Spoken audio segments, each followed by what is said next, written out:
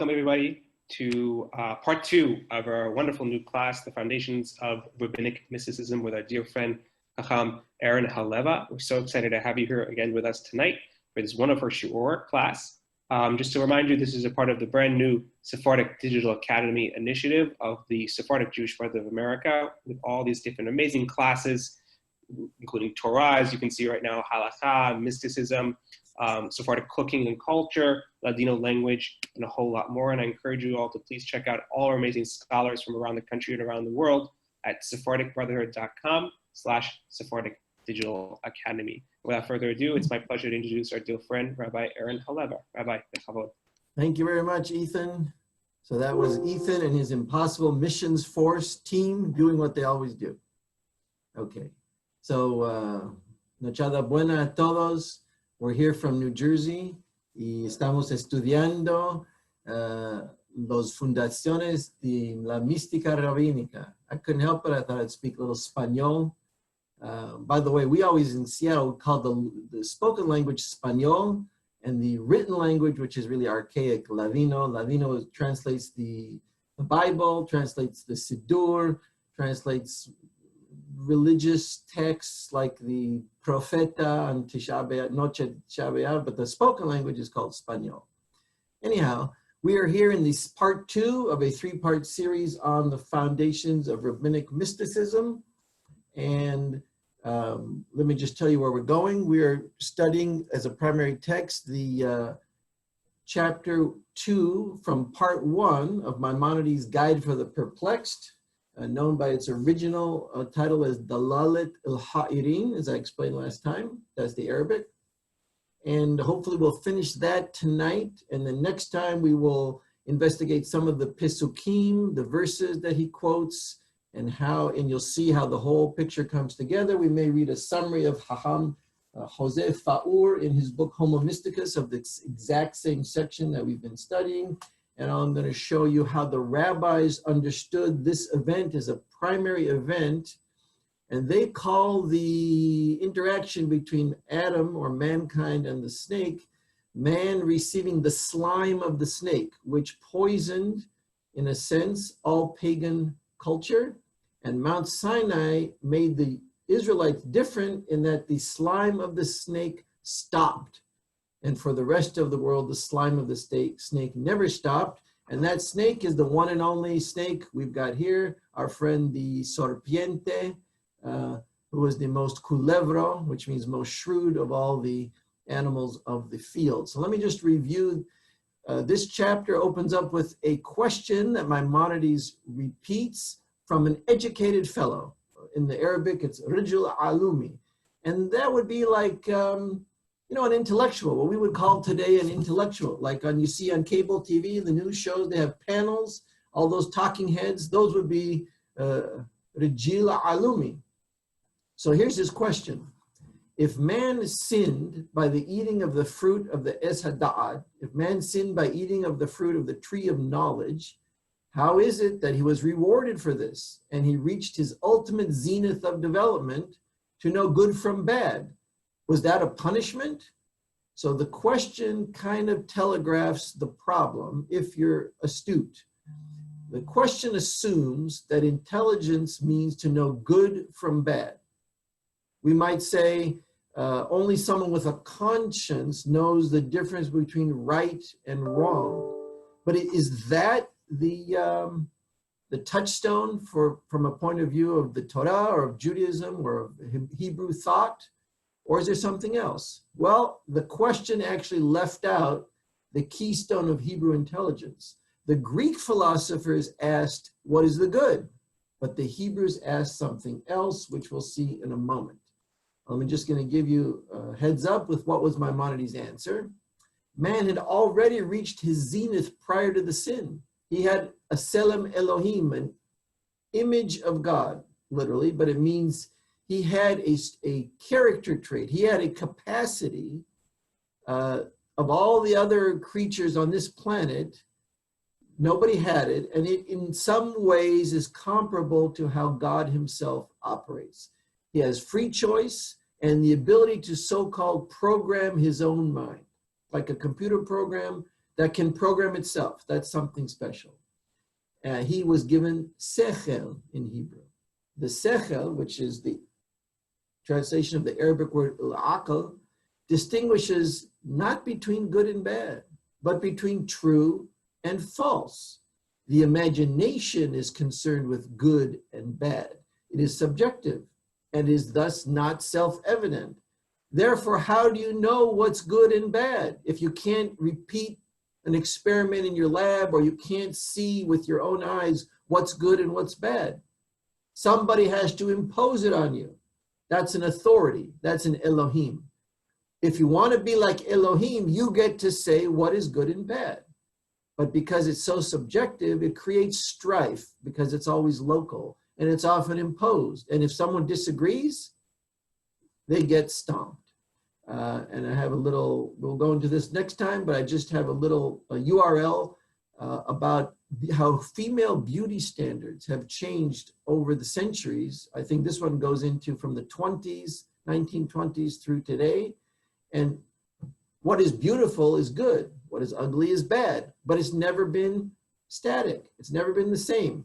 And if you go to this URL, which I won't go now, you'll see a little bit about that. So that one, no, we're not going to go there. So now let's go to the text itself. And here we are. So can everybody see the Moreh Nebuchim? I hope. Oh, yep, you're good. Okay, good. All righty. So this is the question. I already gave you the beginning of the answer, and now here we're going to go. So we'll start here. Let's see. Ten da'atecha. So we would say in Ladino, metet intino, put it in your head. But Harambam says, the translation, give your understanding. V'hitbonen, and understand. Ki en hadavar kefi shehashabta be'ayun rishon. Now he's speaking to this intellectual, this Jewish intellectual, who he obviously doesn't have a great opinion of by the way he begins the answer. So he says, the matter is not as you imagined at first blush. Ella, rather, kefi sheyitbarer le'achar hitbonenut b'devarim halalu. Rather, the matter is as shall become clear after understanding or penetrating understanding in these matters. Vehu, and that is shehasechel, the sechel, the intelligence, asher hishpia Adonai la'adam, that God emanated to God, man, shehu shelemuto hasofit, and that sechel is man's ultimate completion, ultimate development. Hu asher nitan la'adam lifnei merio. That is what was given to man before his rebellion, the violation of the first commandment, which was don't eat from the tree of Tov Vara, Da'at Tov Vara. That's referred to as a rebellion on Adam and Eve's part. So before they rebelled, they already had the zenith of their development. The alav ne'emar bo, and therefore it was said about man, shehu b'selem Elohim ubidmuto, that he had the selem, the image, and the demut is a synonym for image. That's all treated in exactly what those mean are treated in chapter 1. So it was more pithy to start here, so I didn't go into chapter 1. But about man, it was said, b'selem Elohim ubidmuto, he was created in the image and form of God. Ubighlalo dober imo, and because man was created with an image of God, with a sechel, with intelligence, that allowed God to speak to him. God doesn't speak to dogs or chimpanzees or zebras, but he could speak to man. Ubighlalo, because of that sechel, dober imo, he would speak to him, and moreover, v'nistave, man was commanded something. And it's not like just an Elohim ordering you around. It's more like if you go to martial arts and you have a sensei, he is trying to train you, but he knows very well that in order to be trained, you have to do what he says without realizing the benefit of doing it, because you can't know that benefit until you do it. So you walk in the door as a white belt and you say, I want to be a black belt like you. The only way to do that is to accept mitzvot, commands. Do this kata, do this kick, do this punch, stand on one foot, do 20 push-ups, all that kind of stuff, and you may not know why he's telling you to do that. And he can't explain it to you anyway because you didn't do it yet. So v'nistava, he was commanded. Kamosh ne'emar v'isav Adonai Elohim, like it says in Bereshit, God commanded Adam, and all he said was, you can eat from any of the trees in the garden, but you can't eat from this one. Because there cannot be a command to animals or to somebody who has no intelligence. And so here it is, here's the punchline. The sechel, the intelligence, is how man distinguishes Yabdil ben ha'emet ve'hasheker. This is how man distinguishes between truth and falsehood. And this capability was extant in man, in his shlemuto, completion, and like temimut, that's the shoresh taf mem mem, it's also a synonym of completion. Abal hatob, so let me explain to you for a moment what we mean by emet vasheker.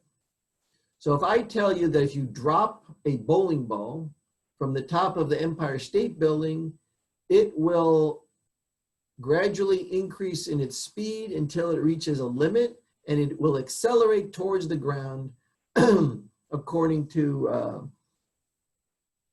G, which is the force of gravity. And the acceleration is I'll be a little fancy here, is the second derivative of the position. So that's Newton's famous law. Force equals ma, F equals ma, force equals the mass times the acceleration. Whenever you impart a force to something, you affect its acceleration in proportion to its mass. That's true, that's emet, and you can test it. And we in high school even, and certainly in university, in physics courses, you do test it and you find out that it's true. And some people thought that a body at rest could start spontaneously moving. And that's not true. And you could test that as well. And also people thought before Louis Pasteur that there was something called spontaneous generation, that out of a piece of old meat, maggots, little worms come, just magically, they just spontaneously emerge. And that's not true. And Louis Pasteur showed that by putting the meat under a bell jar, a glass bell jar, and nothing happened, because you have to be exposed to the air where the mama maggot can deposit her little microscopic eggs, and that's where they're coming from. They're not coming from nowhere. There's no such thing as spontaneous generation. That would be... Rabbi, sorry to interrupt. You mind if you just point out where we are on the page for some people? Oh, right. So, right? Ki basechel yabdil ben ha'emet ve'hasheker. And I'm just explaining now as a little side point what is true and what is false. We mean scientifically true, something that you could show with a proof in a laboratory or the like. And this ability to distinguish between emet vasheker was masui bo bishlemuto utmuto, was extant in man in his final completion at the moment of creation. Aval hatob vehara, but good and bad, and in Arabic it's better language. Tob and ra is a little bit vague. Amma qabih al-abih al-hasan. So you may have heard of the name, Hasan means good, but it means like beautiful, like handsome. You may have heard of the name of Hassan, it means handsome. And qabih is onomatopoeia. It's when a dog barks at something, like he's growling, like it's ugly, he goes, like that, or some people say ik. So the way you pronounce this in spoken Arabic is bih. You don't pronounce the kof. Bih and Hassan is a nice pithy way of saying beautiful and like ugly, like gross. What is good and evil, or beautiful and ugly, or cool and nerdy, or hot and not hot, that's in conventionalisms. Loba muskalot. Not in something you know from intelligence, not the result of analysis. It's not the result of rational investigation. It's just what everybody says. Today, this is cool. Tomorrow, it could be for nerds only. Lefi she'en omrim hashamayim kaduriim tob ve'ha'aretz shetohara. nobody would say that the heavens are curved. That he uses the word kadurim, which means they look like a ball, but that they're curved is good. And the fact that the earth, the surface of the earth is flat is bad. Ella, rather they would say emet vasheker. The fact is the surface of the earth is flat, where we are, and the heavens are curved. And even in our own language, we call the correct and the false emet vasheker. But something that's beautiful or something that's ugly, we use the terms tob vara. Like in Paro's dream, which Joseph interpreted, the initial dream was there were cows which were tobot mar'eh. They were beautiful to look at, like nice, fat, healthy cows. But then they got eaten up by the parot haraot, who were thin and ugly. So right there, Paro is telling you that it was ugly and beautiful. You don't really know if it was ugly and beautiful. It is with the intelligence that man could know the difference between truth and falsehood. Excuse me, Hakham, one more thing. I think you might be sharing the wrong page to the screen. Okay, Oh, from what you're reading. Can you see this? Let's No, see. we can't see your cursor, so I think you might be Okay, sorry about that. So let's see now. I'll share screen. Thank you. And this is what I want to share. How about, can you see my cursor now? Yep, we can see it. Okay, good. Sorry. So this is what I've been reading all this time. Let me just read it quickly. Ki basechel yabdil ben ha'emet ve'hasheker. With the intelligence, you will distinguish between true and false.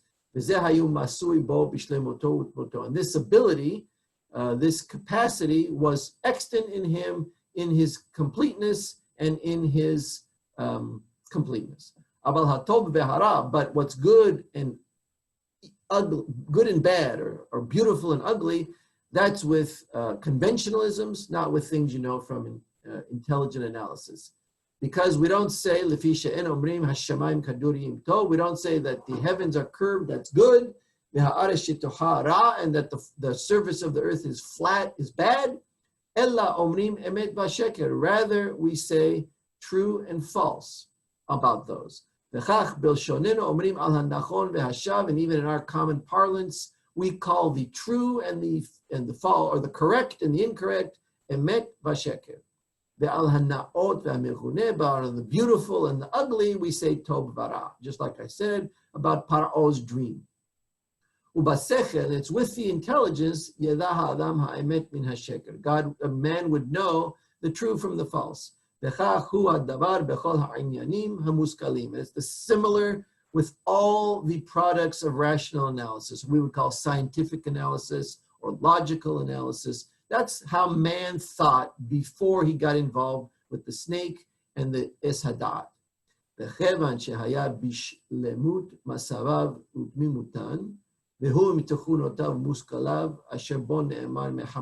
Okay, because he was in this state of pretty much human perfection at the time of creation, then there's a pasuk in Tehillim, in Psalms, that says, "Vatehaserehu me'at melohim." God, or the psalmist, King David, refers to early man as, and you made him slightly less than Elohim.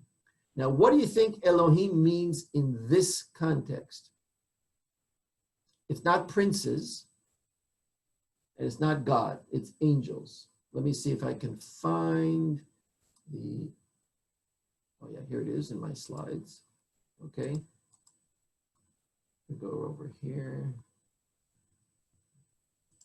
So Elohim means angels here. This is Psalm 8, Tehillim Perek Het, Vatehasserehu me'at melohim vechabod vehadar te'aterehu. So this opens up, Ma'enosh ki tizkerenu. What is man that you should remember him? Ben Adam, and a Ben Adam that you should remember him. It's a synonym. And God made him a little bit less originally than angels. And he surrounded him with kavod, with honor, behadar, with glory. He enveloped him. So that's how early man was. And now I'm back here. So in the Tehillim, Maimonides is quoting that pasuk. because of his original perfection in Tehillim, early man is referred to as being slightly less than angels. Lo haya lo choach shemit'asek ma'mefursamot kelal v'lo hisiran.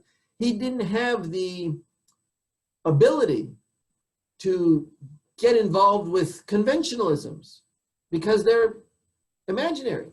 He didn't even perceive them. How do we know that?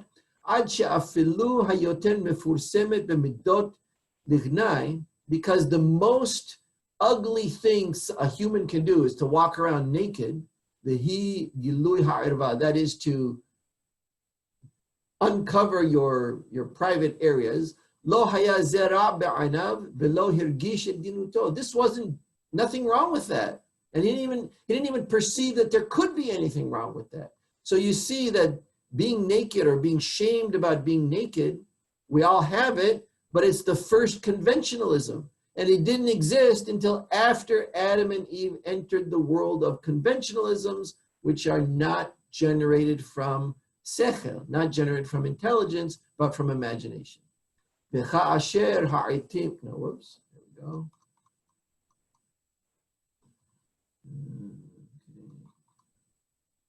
Asher hata, and after he sinned, v'nata achare te'avotav hadimyoniyot, and after he, nata means to lean towards his imaginary desires, v'ta'anugot, and pleasures, v'ta'anugot hushav hagufanim, and the pleasures of his bodily senses. So there's a little switch, with this switch in epistemology, with this switch in how man thought, and switching from the world of emet v'sheker, true and false, to bodily pleasures, and which may not be there, but they seem to be there. That's ta'avotav hadimyoniyot. Like the pasuk says, what did Eve say exactly when she was looking at the Es Hadad? She said something strange. Kitob ha'es lema'achal. This tree is good for eating. How does she know that? She's just looking at it. V'chi ta'avahu la'ainayim. And because this tree is very desirable to the eyes. Maybe she thought it was pretty or majestic in some way. What is the connection between a beautiful tree and one that is good to eat? Sometimes things that are good to eat are ugly, like eggplant, let's say.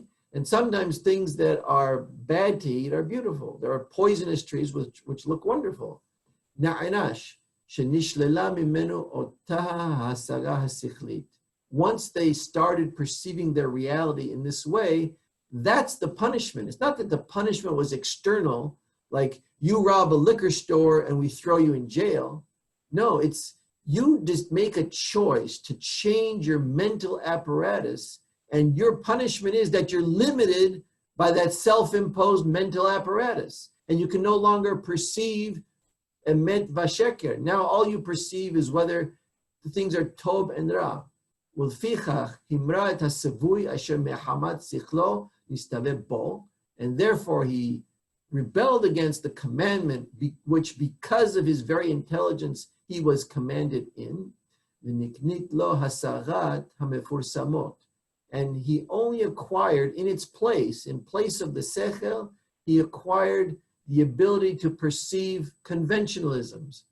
V'shaka behabhanat ra behatov, and he was enmeshed, almost drowning. Shaka is the same word we use for sheki'at hahamad, sunset, like the sun just kind of falls below the horizon and it looks like it's just drowning in the darkness. That's what his life became. And all he could understand was ugly and beautiful, good and bad, whatever that means, and there's no rational basis for it. Ve'az yada erech ma shehifsiv u'ma shenit'artal mimenu u'be'ez masav hu nimsa. Now you notice the Torah never shows you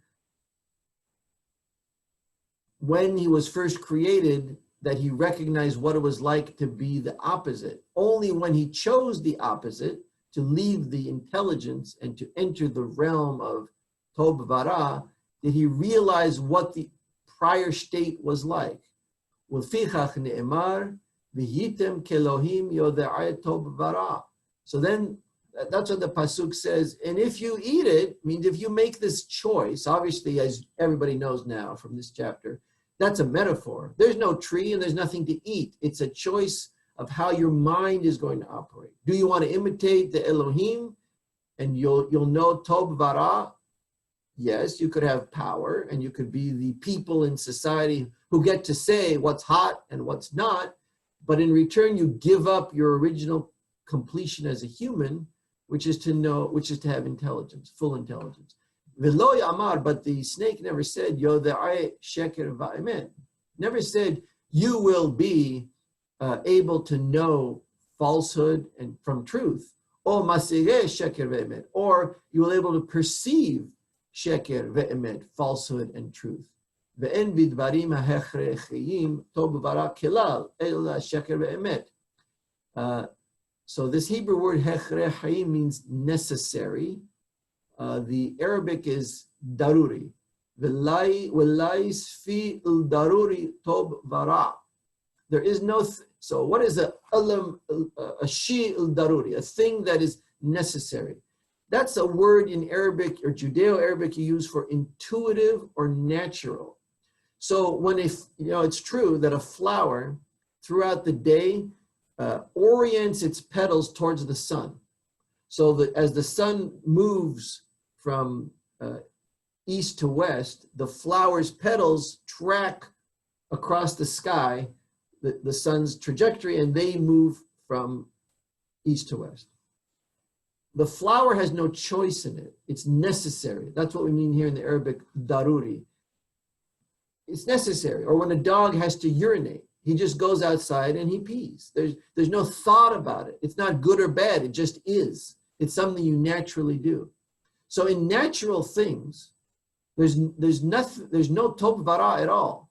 The fact that a virus passes through direct contact with another human over, let's say, a half an hour, where you share minuscule drops of mouth moisture or nose moisture, that's not good or bad. That just is. Ella sheker ve'emet. V'hitbonen omro. So now I want you to understand. Maimonides is saying, I want you to understand the following pasuk.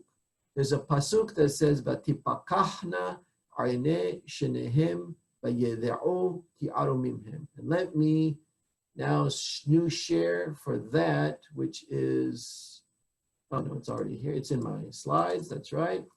And here we go. Here it is. So here's the part of Bereshit that we're talking about. It's chapter 3. So now, after they ate it, vatochal, the woman ate it, vatiten gam leisha, and she gave from the fruit of this tree also to her husband, ima, vayochal, and they ate it. Vatipakachna arnei shenehem. What does that mean? Vatipakachna arnei shenehem, vayede'u, and they knew, ki ayrumimhem, that they were naked. So therefore, they were shamed that they were naked, so they had to do something. Vayitperu ale te'ena. So they sewed fig leaves, and they made kind of underwear for themselves. What does vatipakachna mean? So you look in the Targum, v'it pataha arnei tarvehon. The eyes of both of them were opened. What does that mean? So Hanamam is going to now explain what that means exactly. We go back to the text. So, V'hitbonen omro, you should understand well his statement, meaning God's statement. It's in the Chumash. Vatipakachna arnei shenehem, their eyes were, I'll tell you in a minute what it means, and they knew that they were naked. V'lo amar vatipakachna arnei shenehem vayir'u. It doesn't say that their eyes opened and they saw. Ki et asher ra'a b'tahila hu asher ra'a b'sof. Exactly what they saw in the beginning that's what they saw now. They had the same bodies and there was the same garden and the same trees. But now they look at it from a different point of view. V'lo haya sham arafel neged hareut shenit baher. There was no thick darkness, neged hareut, in front of their eyes or opposing or precluding sight, shenit baher, that became cleared up so that they could now see what was actually there. אלא נעשית לו תכונה אחרת שבה הוא מסיר גנות, מה שלא היה מסיר גנותו מקודם. Rather, his mind changed. It wasn't the hardware. The hardware is seeing the same exact image and sending it to the same exact brain. But what happened? The software changed. In the mind, before when they saw each other naked, they didn't notice a thing. Now when they saw each other naked, they felt shame. They said, oh, I'm naked. That's bad. That's the first conventionalism. That's the first human notion made up that being naked is bad. And we all feel it. So you see how powerful it passed through all of humanity, but it's made up. The sechel doesn't see nakedness. Only the imagination sees something bad about nakedness. To the sechel mind, the original human mind, it just is. Well, yeah, you're naked. There's your anatomy. To the imagination-based mind who ate from the es hadat, there's something wrong. That's the first conventionalism. In a moment, I'll tell you the second one. Veda ki hamilah hazo, and you should know that this word, kilomar, ya'ani says here, if you know Arabic a little bit, ani, kilomar, we say in Spanish, quiere decir, it means to say. Pakach, enan ne'emeret beshum panim, the shoresh in Hebrew, peh, kof, het, is never applied in any instance, ki im al inyan pekihad ra'ayon, lo al hadush hush hareut. It's always about a mental change where you have a different point of view, never about a sensory change where you could see now what you could not see before. How do we know that? So you all know the story, I hope, but I'll tell you in short, about Hagar. Hagar had a son named Ishmael. Sarah did not like Hagar, and she asked Abraham to get rid of Hagar and her son. And in Spanish, it would say, échela y su hijo. Get rid of her and her son. I don't want her here in my house. So she goes, and she's ready to commit, just to die, and she throws Ishmael under a tree, and she's ready to let him starve to death. And then God shows her a well. But the well was already always there, because it says, Vayifkach Elohim et aineha. God opened her eyes to see what was already there. It means the image was there and available to her. She just chose, because she was in this melancholy state, she was in this almost suicidal state, she chose not to see it. So God kind of gave her a little nudge, and she saw it. And there's another pasuk that says, Az tipakachna arne arivrim, which is from Yeshaya, but we won't go to it. Pakoach oznaim velo yishma. His ears are open, but he won't hear. Ke'en omro asher ainayim lahem lirot velo ra'u. So you can choose not to see what is right in front of you. And now I want to go back to my slides for a moment. Okay.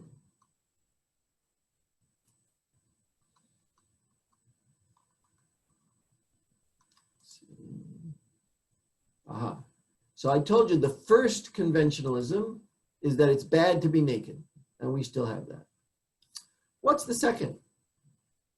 So here it is. In the next chapter, right after that, right at the end of that chapter, chapter 3, it's Gimal Kaf, verse 20, where right after the narrative, God speaks closing words to Adam and Eve and says, you're going to have to work the land now, and you're going to sweat. You're going to have to sweat. You're going to have to like plow the dirt and to plant, to weed and eat. It's not going to be easy like it was before. Then Adam says something strange. Adam calls his wife Hava, which means life giver. Because she was the mother of all living beings. Well, now wait a minute. Who are we talking about? At the moment, Adam and Eve had no children. So it wasn't her children. So who's Kol Hai? Every living being? So what do you mean she's the mother of every living being? He's seeing her in a way that is not true. It's not emet, but in his kind of putting her on a pedestal, in a sense, he makes a goddess out of her. So let me quote you something from a famous Jewish psychologist. I'll tell you about him in a moment. His name is Erich Neumann. And he founded the Israeli Institute of Jungian Psychology, as it happens. He was a student of Carl Gustav Jung. Here's what he says. The psychological development of humankind begins with the matriarchal stage in which the archetype of the great mother dominates and the unconscious directs the psychic process of the individual and the group. He wrote a book about this called The Great Mother. If you've ever heard anything about Carl Jung, they have what you might call leitmotifs or patterns that all human societies have. He identifies something called the collective unconscious, that everybody every member, every individual in a society shares at the unconscious levels, not even brought out to their awareness most of the time. These archetypes, these show up in dream images. Well, one of the first ones is called the Great Mother. In Greek, it's called Magna Mater. We know it as Mother Nature. Have you ever seen one of those depictions where there's a woman who's kind of like middle-aged and she has long flowing like white dress, like a Greek kind of toga, and she's kind of like all-knowing. They depicted that in commercials and advertising in the 70s and the 80s. That's the Mother Nature. And if you personify Mother Nature as this kind of woman, you're thinking in the archetype called the Great Mother. Who invented this archetype? Adam, when he called Hava Em Kol Hai. The original title of the book, for anybody interested, is Die große Mutter, der Archetyp des großen Weiblichen, which means that's feminine. So that's the archetype of the great feminine. So that's the second conventionalism. And many more conventionalisms started rolling out of Adam and Eve's mind after this event, when they left the Garden of Eden, because once they left the Garden of Eden, they're no longer in the realm of Emet Vasheker, as we just explained, but they're in the realm of Tob and Ra. So now I'm going to go back to the text. Let's see what he says next. Aval omro al Adam. Oh, before we do that, sorry, I want to go back to something else. Let's do this. Go back to my slides. Okay. Now, we have to close a loop here. So the snake appeals to Adam and Eve with a sales pitch. And he says, well, you know, God really didn't want you to eat from that tree because he didn't want competition. Because the day that you eat from the Es Hadat Tov V'Ra, v'yitem kelohim yodei Tov V'Ra. We now know what Elohim means. Of the 3 or 4 possible meanings in Hebrew, this one means princes. Okay. Who are the princes? Now, how many people were on earth at the time that we know about? Well, Adam, Eve, and in the life which I'm focusing on now, the life of Cain, who Adam and Eve had 2 sons, Cain and Hevel, Cain and Abel. Everybody's heard of them, right? Okay. And Cain kills Abel. So now there's only 3 people in the entirety of existence, Adam, Eve, and Cain. And God has a little speech or an interaction with Cain, like Yomer lo Adonai, Lachen kol horech Cain shiv'atayim yukam. Now Cain was paranoid, or he was afraid that somebody will kill him, perhaps because he killed his brother. And if the story gets out, they might kill him. So God says, whoever kills Cain will be avenged 7-fold. Shiv'atayim yukam. Yukam is the word nekama. There's really a nun missing there. Yunkam, but we say yukam, dagesh nakof, because of the missing nun. He will be avenged 7-fold. Vayasem Adonai leKain ot. So God made for Cain a symbol, some kind of physical index that anybody could see. So that nobody who found him would kill him. Who's the somebody? Who are we worried about? We got Adam, we got Eve, who know Cain personally, and we've got Cain. So who's left? Even if Cain has a wife, so it's his wife. So we've got 4 people on earth. Who are we talking about? Now, Vayeseh Cain milifnei Adonai. So after this interaction, Cain goes Vayesha be'eres Nod kidmat arden. And he goes and dwells in the land of Nod. Nod means wandering place. Like Vanad, Nod is wandering place. Kidmat arden, which is to the east of where he was before, the east of the Garden of Eden. Vayeda Kain et ishto, va'atar va'telet et Hanoch. Here's another clue. So Cain knows his wife, knows in the biblical sense, and she becomes pregnant and gives birth to a son named Hanoch. Now, Vahi boneh ir, and Cain built a city, Vayikra Shem ha'ir, and he called the name of the city Keshem beno Hanoch. So he called it Hanoch Town, or Hanochville, something like that. Hanoch Landing. So who's going to live in the city? We got Adam, Eve, the dead and no family there of Abel, Hevel. We've got Cain, his wife, and Hanoch. So I count 5 people. So first of all, who is he afraid of before he does this? And second of all, who do you imagine? Why are you building a city? Who's going to live there? And moreover, this further exacerbates my question, who are the princes that the snake is referring to? How did Adam and Eve ever hear of princes? So there was a Sephardic Hakham, although he was a converso. I call him a Hakham because he was very intelligent and he had Jewish ideas. And you're going to be surprised what he's the inventor of. Has anybody ever heard of La Otra Venida, which is in Spanish, means the second coming?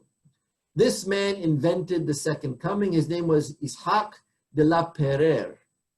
But that's a francization, I guess you would call it, a casting into French of a Portuguese name, which is Pereira. Now, you may not know this, but all the conversos from Portugal name themselves after fruit trees. So you have Pereira, which is this name, a pear tree. You have Pinheiro, which is a pine tree, because pine trees have the pine nuts. And there's other Oliveira, olive tree. They always name themselves after trees. I think they were trying to say Ais Hayim, a living tree or a tree that gives life, something like that, but I don't know. So this Ishaq de la Pereire, really his name is Pereira, was a converso. And he invented the following theory. He said, you always ask us when the conversion of the Jews will happen. Well, I'll tell you. If Jesus comes a second time, he's going to have to come in Israel because that's where he was the first time.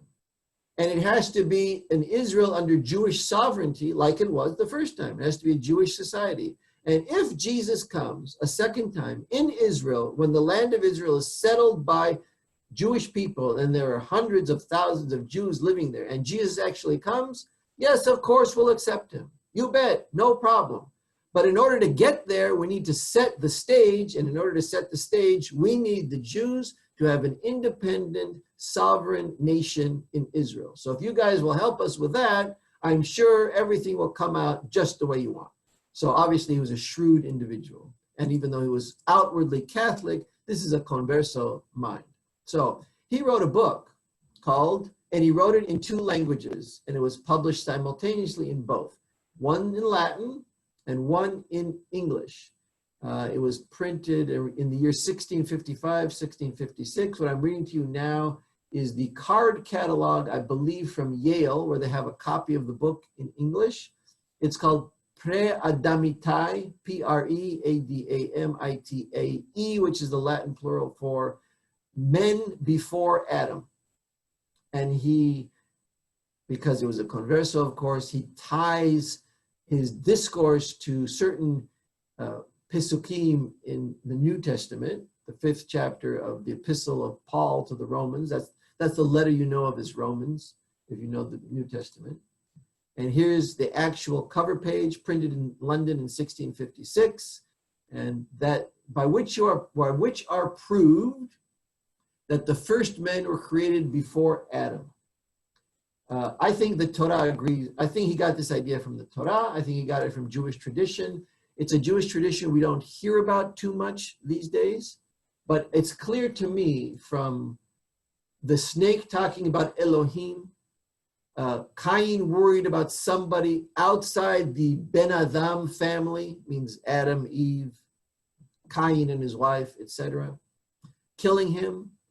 And then he builds a city. So I think there was a pre-Adamic society. You could call it Cro-Magnons, you could call it Neanderthals, you could call it any of the names that scientists have come up to describe men or humanoids who walked the earth and were similar to Homo sapiens, but who weren't.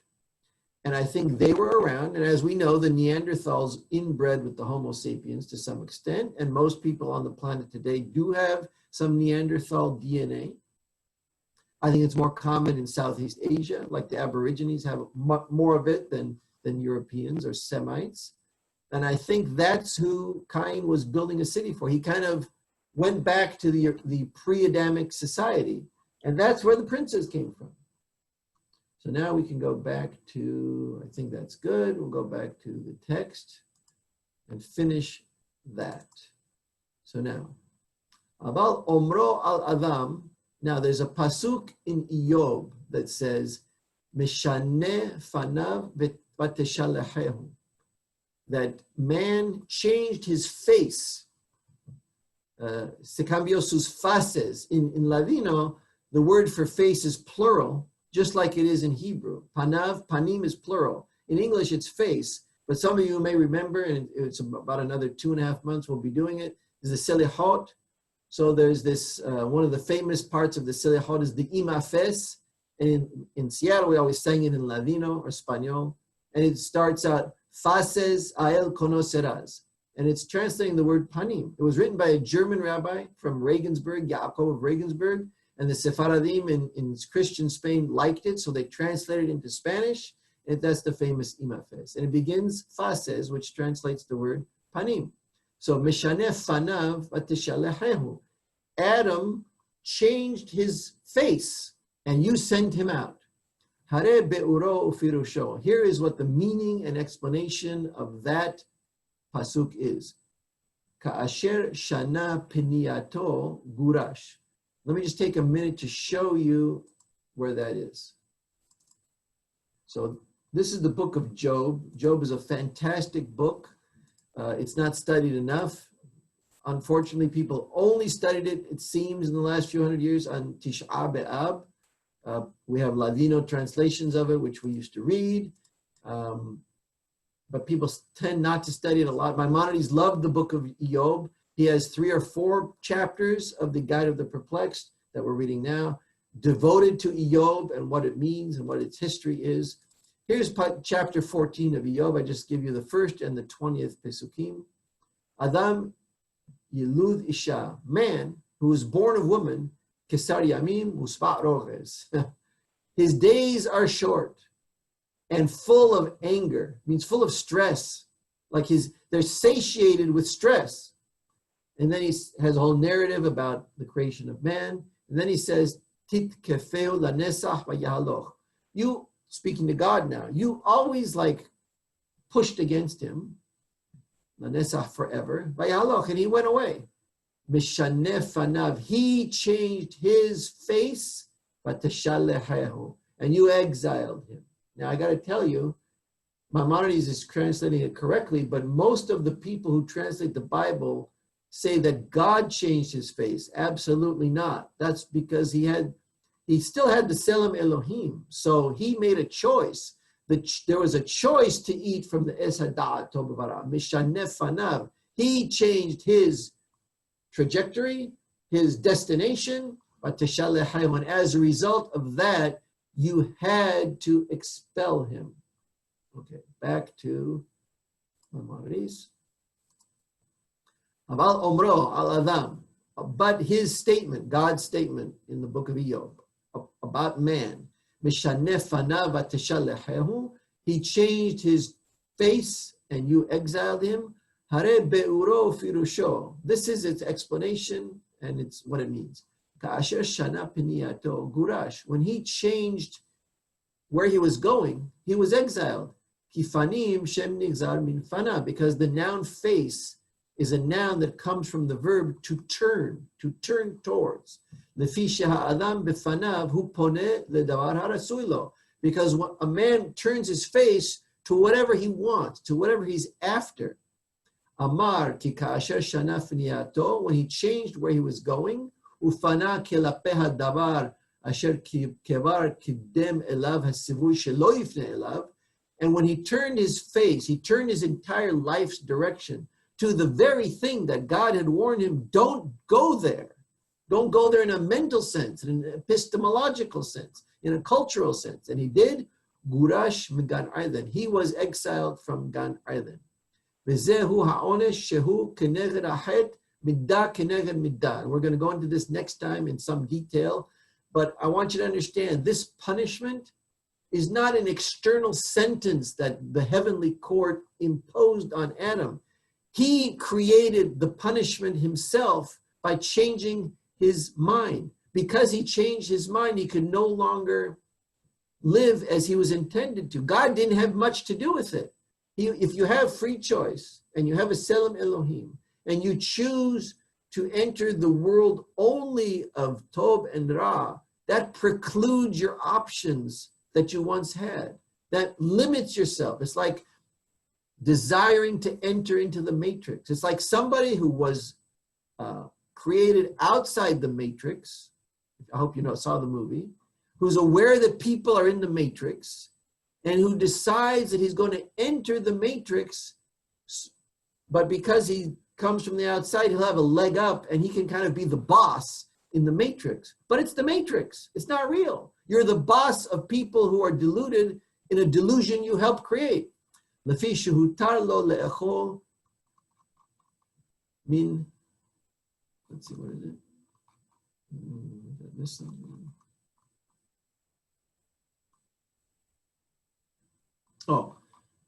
Lefi, because originally hutar lo le'echol min he'areb. He was permitted to eat from anything pleasant. Aneg ben nahat ubshalva, and to enjoy himself in rest and in peace. Shalva is another synonym of rest. But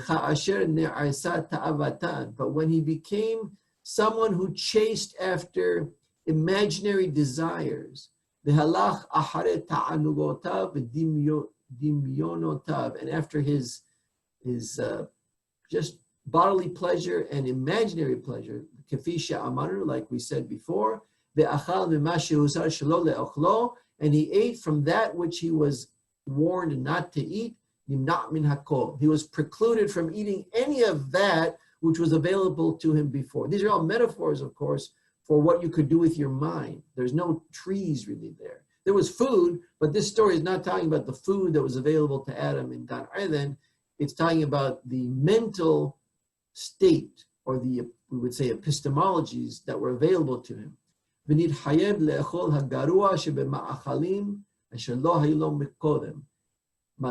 Therefore, now we're talking literal food. Therefore, he was required or obligated to eat the worst of all possible foods, which he never even ate before and never nourished himself from that. And only after a lot of effort, be'amal and labor, you're trying to grow wheat and weeds and briars, bushes and thorny bushes are going to grow there, and you're going to have to, by the sweat of your brow, eat the food. And he was therefore comparable to the animals, bimzonotav, in what he ate, verob masav, in most of his status, means how he conducted his life. Kemoshe amar ve'achalta et aiseb hasadeh, and you will eat the grass of the fields. Ve'amar meba'er leparasha zo, and there's another chapter in Tehillim directed to this, which we recite at funerals. Adam bikar bal yalin, nimshal ka behemot nimu. This is important. Adam, man, bikar, in yakar. And you know this word yakar from the Megillat Esther, in glory, in honor. Yakar is like the Hebrew word for valuable. Bal yalin. He decided not to dwell in the yakar, in the very valuable. Nimshal ka behemot nimu. So then he became comparable to the animals. Ishtabah bal harason May he who has the ultimate will, referring to God, be praised. Asher lo tusag tachlito v'chochmato, whom his wisdom and his the tachlit, the ultimate of his existence can never be perceived. It's a kind of a play on words. I'll explain it more next time. So that's the end of the chapter. If there's any questions, is there a way I can answer questions? Yeah, Rabbi, I think there are a few questions in the chat. Okay, let me look at the chat then. Get up there. No, okay, more chat. Okay, let's see. Let's see. Oh yeah, I should have done this before. Sorry about that. Let's see. You are showing. Okay, very good. Angels, very good. We're saying that Elohim and Selim Elohim is different than the one in Kelohim Yod Archetype Vara. Absolutely, David Chasky. Good question. Absolutely. This whole chapter is a play on what the word Elohim, the different meanings of Elohim. So yes, Elohim in Yod Archetype Vara is princes. Selim Elohim, Elohim there is God. That's right, correct. Okay, good. If the leaders, judges, rulers, and the Elohim would differentiate good and bad, how is it that different than the beracha given to humans to rule over all beings, or the M.S.E.E recorded that after saying that man is just less than angels, it say he was made to rule over creation.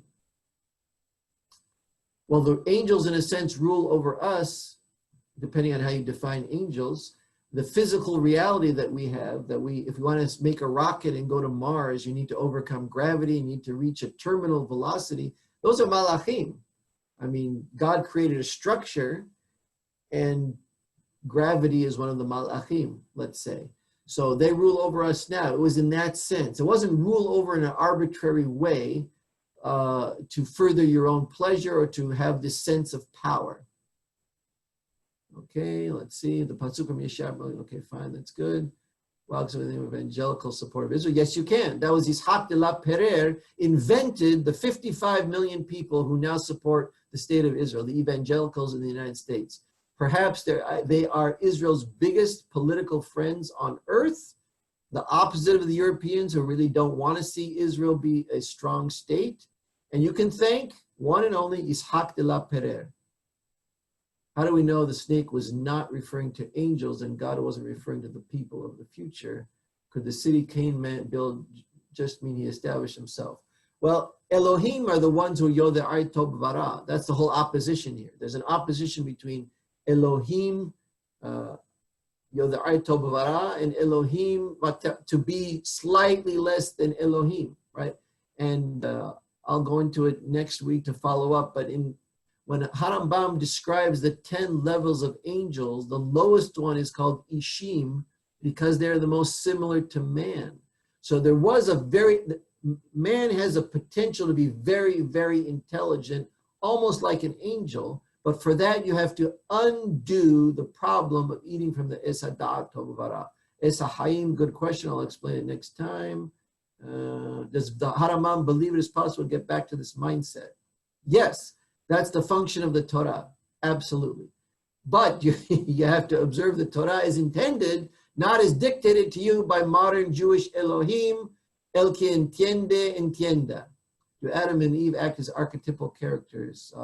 That's a deep thing. I'll get to that next time. Where was pre-Adamic man then in relation to Adam and Hava? Pre-Adamic man had their own societies, and I think Adam and Eve were a quantum leap forward, and they lived separately. They were designed not to be insulated somewhat from them like they're insulated from the rest of the animals. By the way, this whole story we're reading happened on the 6th day.